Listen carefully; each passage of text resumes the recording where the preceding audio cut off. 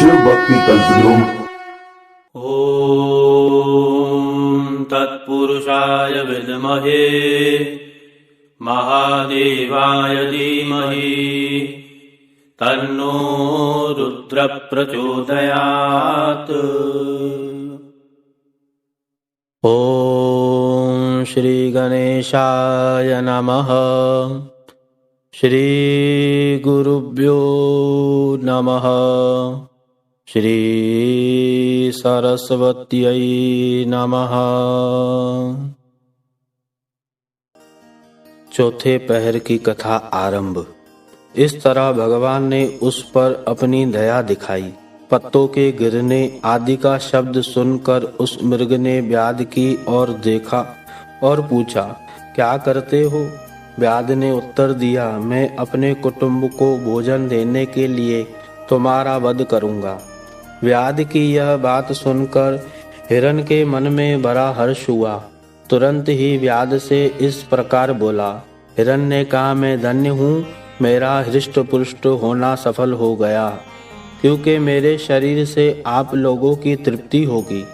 जिसका शरीर परोपकार में काम में नहीं आता, उसका सब कुछ व्यर्थ चला गया। जो सामर्थ्य रहते हुए भी किसी का उपकार नहीं करता है, उसके वह सामर्थ्य व्यर्थ चले जाती है तथा वह परलोक में नरकगामी होता है।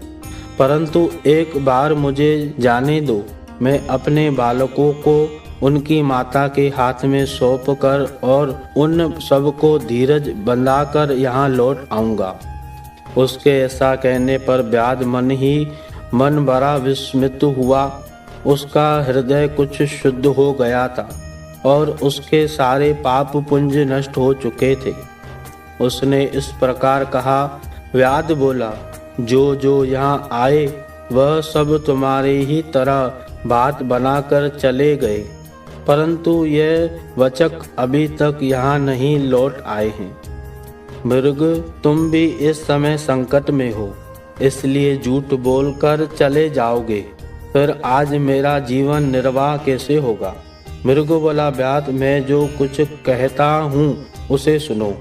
मुझ में असत्य नहीं है, सारा चराचर ब्रह्मांड सत्य से ही टिका हुआ है। जिसकी वाणी झूठी होती है, उसका पुण्य उसी क्षण नष्ट हो जाता है। तथापि भील, तुम मेरी सच्ची प्रतिज्ञा सुनो।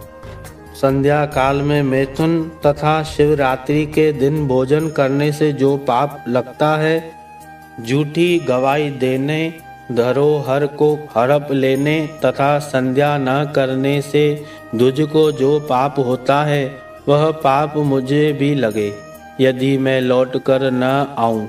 जिसके मुख से कभी शिव का नाम नहीं निकलता, जो सामर्थ्य रहते हुए भी दूसरों का उपकार नहीं करता, पर्वत के दिन श्रीफल तोड़ना, अभक्ष्य भक्षण करना तथा शिव की पूजा किए बिना और भस्म लगाए बिना भोजन कर लेता है, इस सब का पातक मुझे लगे यदि मैं लौट कर न आऊं। सूत जी कहते हैं, उसकी बात सुनकर व्याध ने कहा, जाओ शीघ्र लौटना।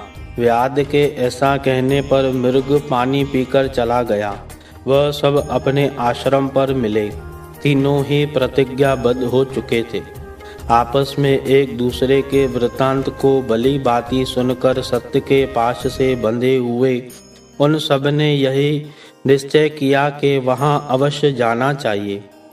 इस निश्चय के बाद वहां बालकों को आश्वासन देकर वह सब के सब जाने के लिए उत्सुक हो गए।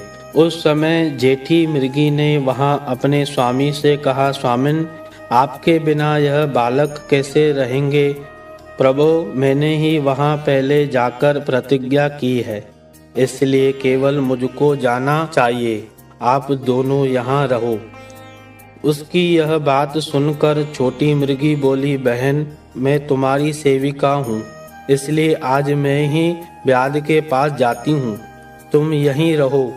यह सुनकर मृग बोला, मैं ही वहाँ जाता हूँ, तुम दोनों यहाँ रहो, क्योंकि शिशुओं के रक्षा माता से ही होती है। स्वामी की यह बात सुनकर उन दोनों मृगियों ने धर्म की दृष्टि से उसे स्वीकार नहीं किया। वह दोनों अपने पति से प्रेम पूर्वक बोली, प्रभो, पति के बिना इस जीवन को धिक्कार है। तब उन सब ने अपने बच्चों को सांत्वना देकर उन्हें पड़ोसियों के हाथ में सौंप दिया और स्वयं शीघ्र ही उस स्थान को प्रस्थान किया जहाँ वह व्याध शिरोमणि उनकी प्रतीक्षा में बैठा था। उन्हें जाते देख उनके वह सब बच्चे भी पीछे पीछे चले आए। उन्होंने यह निश्चय कर लिया था कि इन माता पिता की जो गति होगी वह हमारी भी हो। उन सबको एक साथ आया देख व्याध को बड़ा हर्ष हुआ। उसने धनुष पर बाण रखा। उस समय पुनः जल और बिल्व पत्र शिव के ऊपर गिरे। उससे शिव के चौथे पहर की शुभ पूजा भी संपन्न हो गई। उस समय व्याध का सारा पाप तत्काल भस्म हो गया। इतने में ही दोनों मृगियों और मृग बोले उठे, व्याध शिरोमणि, शीघ्र कृपा करके हमारे शरीर को सार्थक करो। उनकी यह बात सुनकर व्याध को बड़ा विस्मय हुआ। शिव पूजा के प्रभाव से उसको दुर्लभ ज्ञान प्राप्त हो गया। उसने सोचा, यह मृग ज्ञानहीन पशु होने पर भी धन्य है, सर्वथा आदरणीय है, क्योंकि अपने शरीर से ही परोपकार में लगे हुए हैं। मैंने इस समय मनुष्य जन्म पाकर भी किस पुरुषार्थ का साधन किया। दूसरे के शरीर को पीड़ा देकर अपने शरीर को सौंपा है। प्रतिदिन अनेक प्रकार के पाप करके अपने कुटुंब का पालन किया है। हाय, ऐसा पाप करके मेरी क्या गति होगी, अथवा मैं किस गति को प्राप्त होऊंगा। मैंने जन्म से लेकर अब तक जो पातक किया है उसका इस समय मुझे स्मरण हो रहा है। मेरे जीवन को धिक्कार है, धिक्कार है। इस प्रकार ज्ञान संपन्न होकर व्याध अपने बाण को रोक लिया और कहा, श्रेष्ठ मृगो, तुम जाओ, तुम्हारा जीवन धन्य है। व्याध के ऐसा कहने पर भगवान शंकर तत्काल प्रसन्न हो गए और उन्होंने व्याध को अपने सम्मानित एवं पूजित स्वरूप का दर्शन कराया तथा कृपा पूर्वक उसके शरीर का स्पर्श करके उससे प्रेम से कहा, भील, मैं तुम्हारे व्रत से प्रसन्न हूँ, वर मांगो। व्याध भी भगवान शंकर के उस रूप को देखकर तत्काल जीवन मुक्त हो गया और मैंने सब कुछ पा लिया, यूं कहता हुआ उनके चरणों में आगे गिर पड़ा। उसके इस भाव को देखकर भगवान शिव भी मन ही मन बड़े प्रसन्न हुए और उससे गुहु नाम देकर कृपा दृष्टि से देखते हुए उन्होंने उसे दिव्य वर दिया। शिव बोले, व्याध सुनो, आज से तुम श्रृंगवेरपुर में उत्तम राजधानी का आश्रय ले दिव्य भोग का उपभोग करो। तुम्हारे वंश की वृद्धि निर्विघ्न रूप से होती रहेगी। देवता भी तुम्हारी प्रशंसा करेंगे। व्याध, मेरे भक्तों पर स्नेह रखने वाले भगवान श्री राम एक दिन निश्चय ही तुम्हारे घर पधारेंगे और तुम्हारे साथ मित्रता करेंगे। तुम मेरी सेवा में मन लगाकर दुर्लभ मोक्ष पा जाओगे। इस समय वह सब मृग भगवान शंकर का दर्शन और प्रणाम करके मृग योनियों से मुक्त हो गए तथा दिव्य देहधारी हो विमान पर बैठकर शिव के दर्शन मात्र से शाप मुक्त हो दिव्य धाम को चले गए। तब से अर्बुद पर्वत पर भगवान शिव व्याधेश्वर के नाम से प्रसिद्ध हुए, जो दर्शन और पूजन करने पर तत्काल भोग और मोक्ष प्रदान करने वाले हैं। महर्षियों, वह व्याध भी उस दिन से दिव्य भोग का उपभोग करता हुआ अपनी राजधानी में रहने लगा। उसने भगवान श्री राम की कृपा पाकर शिव का सायुज्य प्राप्त कर लिया।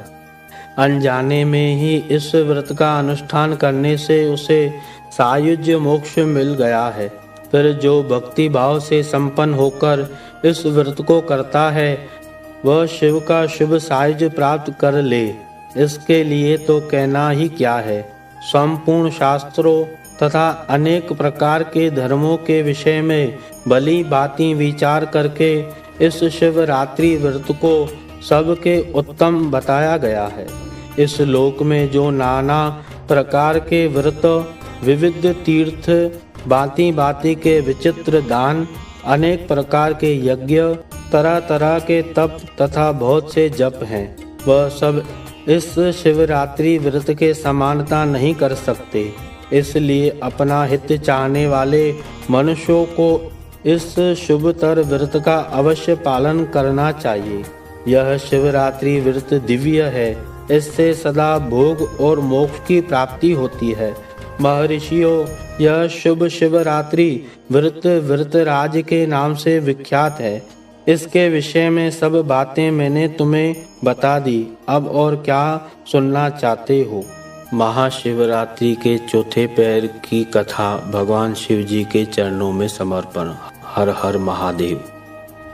शिव भक्ति कल्पद्रुम YouTube चैनल को आप लाइक, शेयर, सब्सक्राइब जरूर करें और बेल आइकन दबाकर आध्यात्मिक कथाओं का आनंद जरूर लें। हर हर महादेव।